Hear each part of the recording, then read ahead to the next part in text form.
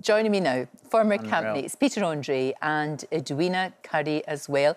Well, it's kind of, Edwina, it's like the Matt Hancock show, and I have to say, you've got really into the swing of things there. Is that your house that you've turned into a jungle?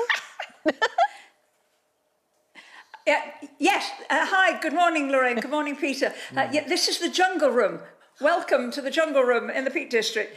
When I got home from doing I'm a Celebrity in 2014, I looked round and this was a great big double garage. And I said to my husband, I tell you what, why don't we pull it down and turn it into a party room? And we'll call it the jungle room. And that's what we've done, and brought this little one back with me as well. Well, tell me about Matt Hancock, the fact that he's been voted leader, but it's kind of, it's the Matt Hancock show. I must admit, I'm getting a wee bit fed up with it. Oh, I agree. I mean, I don't think he should be there. I really don't think he should be there. He's got a job to do in England, and he could be promoting issues to do with, oh goodness, dyslexia or whatever he fancied from the best platform in the world, which is the House of Commons.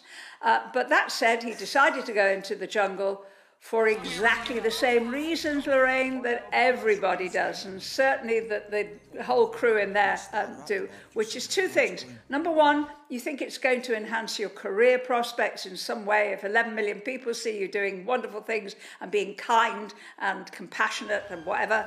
And the other is a humongous amount of money, a lot more than we were paid in our year. I think probably Peter Andre would agree with that. So they're all being hypocrites when they're being so critical of him, all the rest of the campmates. That said, you're right. The fact that he's getting voted to do all the trials means it's kind of sucking the lifeblood out of the programme. I mean, I'd love to see Boy George, who I think is actually a pretty obnoxious person at the moment. I'd like to see him doing some of the trials, more of them. I'd like to see some of the women doing them. It seems to me that if we go on having Matt Hancock doing it, the audience will drop off, and that's not a good thing for the show. I don't know. What do you think? What do you think about the fact, Peter, that he's been voted to do everything, that he's actually now the camp leader, and it is the Matt Hancock show? OK, so I'm not political, but what I will say is that the bosses were very smart with what they did. You've got to think about it. They put him in. They know he's going to get voted for every trial. Saying that some people want him in there because they want him to suffer, right? But the flip side to that is when he's doing so well in the trials, he's gaining popularity. I've had people on Instagram, people message me saying he's a really nice guy.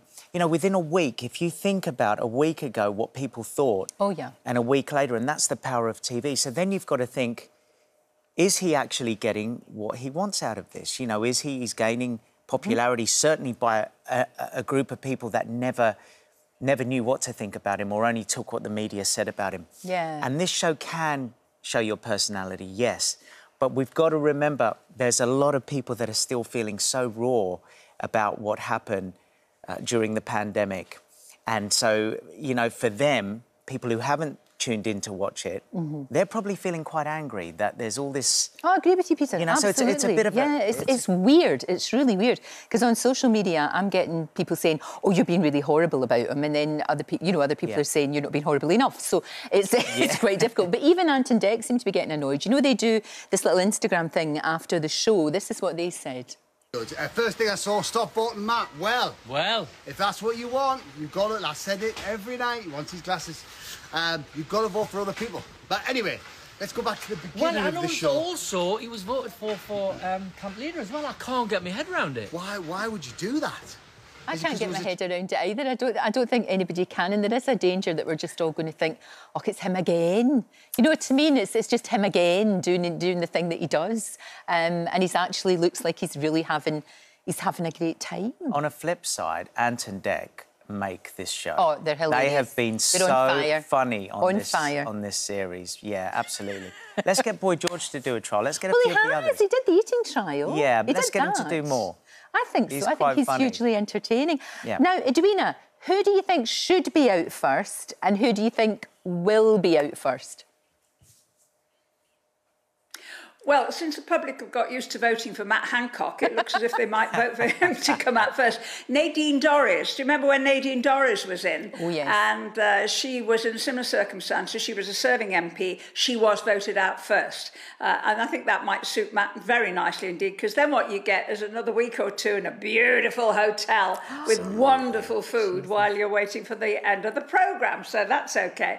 I think what's happened to some extent is Matt has demonstrated the qualities that he showed when he was a minister. You know, he's a sort of a rather sort of dull personality in a way, but he tackled all the jobs he was given as a minister over a period of over 10 years with gusto and with some capability, and did them really well. He is not to blame for COVID. The people who are cross with him have forgotten that we had a global pandemic. We had a virus. It was the virus that was to blame for all those deaths, and the government, as in many other countries, was scrambling to catch up and to develop ways of dealing with it.